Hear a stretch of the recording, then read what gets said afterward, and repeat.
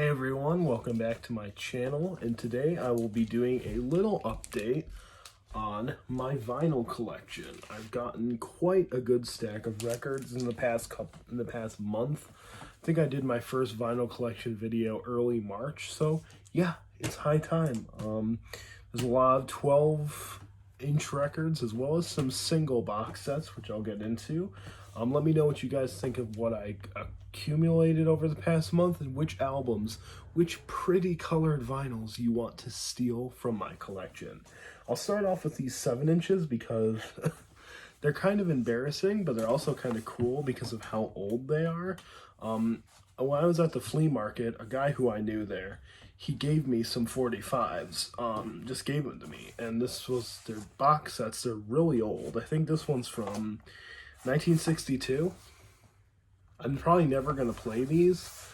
This is Mario Lanza's Love Songs, and these are on red wax. There are a few, I think there's 6 discs, but they're really cool to have on red wax vinyl. There's the Blue Damn Noob. I'm going to look up on eBay how much these are, maybe. Because I'm probably, like I said, I'm probably never going to play these. And these, are these on red wax? No, they're just on black wax. But they have the little red single holder thing there. And continue on here with Here Comes the Band. Again, this one is just on black wax. And these really cool Disney ones. This really cool Disney one is called A Book and a Record. So it's kind of like if you had kids, kind of story time album. It's pretty cool. Again, I don't know how old this one is. I think it's 19... Does it say? A lot of times it's hard to say. Let's see. There.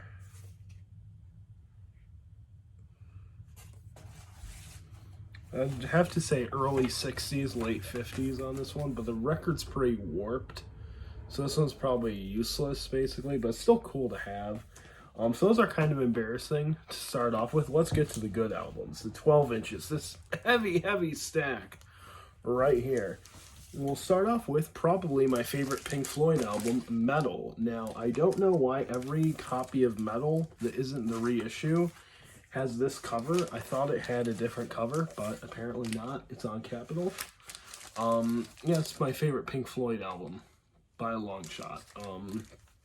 I think this is really their first true Floyd album when they really broke into their sound. A lot of people tend to overlook this one. I think this is their best record, to be honest, so I'm really happy to have that. As well as another classic, we have Alan Parsons Project's Eye in the Sky. This was $1 at a record store that me and my friend went to.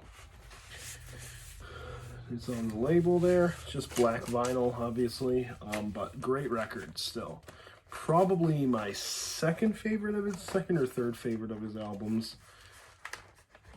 Stupid lyric sheet is getting in the way.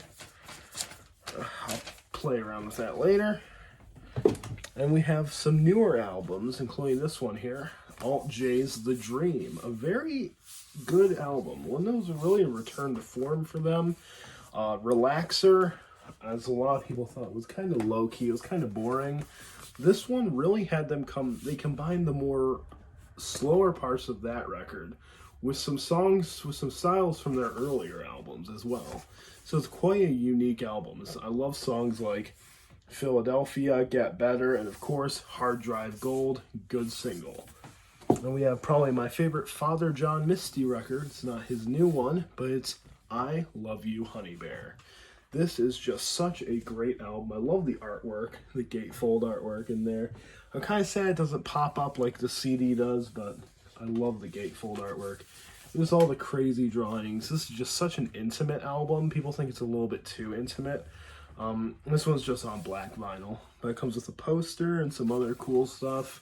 But a really, really great album. And I showed this one off in my review of the album, which is my most viewed video. Tell Me That It's Over by Wallows. I did not expect that review to get over 200 views, so thank you to everyone who watched it. This one is, of course, they said it was red, but it looks orange vinyl.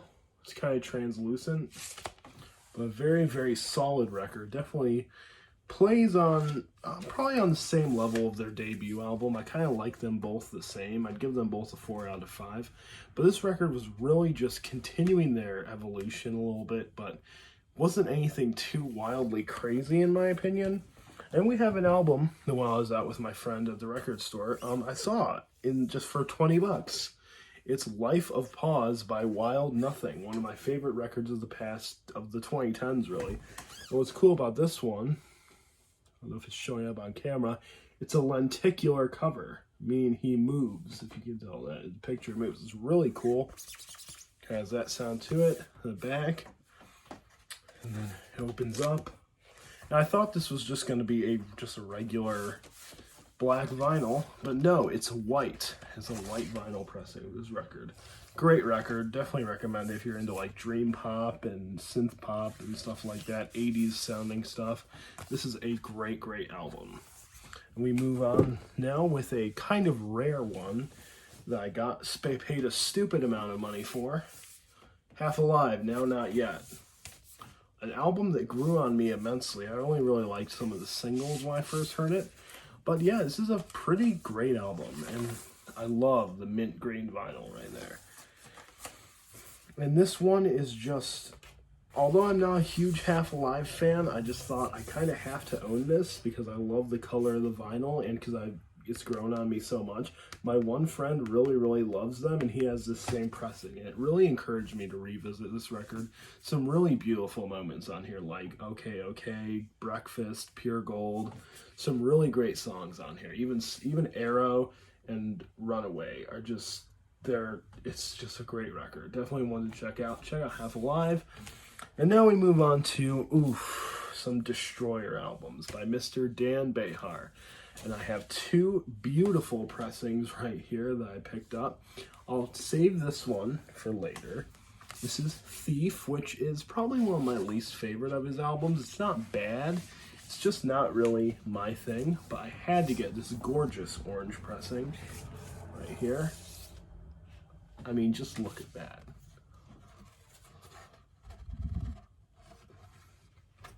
A great, great pressing. The orange vinyl. I mean, just beautiful pressing. Again, some good songs on there. Good songs like The Destroyers, The Temple, Mercy, We Had the Right, In Dreams. Some good songs, but by no means an incredible album by any means. But this is an incredible album, as I gave it a 4.5 out of 5. Labyrinthitis.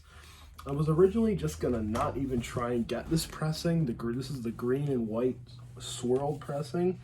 But I had to get it. And it wasn't on Amazon. I had to get it from another source because it was only available in indie records. Now this album is absolutely gorgeous looking. It's going to save you guys. Oh my God. That is magnificent. The other side as well. This is definitely the prettiest record in my collection. I love the way this looks. Absolutely gorgeous. I want to spin it very, very soon. And so many of these songs on this record have just stuck with me. Even some ones that I wasn't as keen on, like Suffer or The States. This is an album I've come back to recently, and I just loved every song on there. And I also picked up another Destroyer record. So this one was $10 on Amazon, the vinyl. $10. I couldn't believe it was this cheap. This is Poison Season, which is one of my favorite albums of his. Just such a great feel. I love the gatefold, the lyrics. This one's just on black vinyl, but I really, really love this album. I think it's one of his best.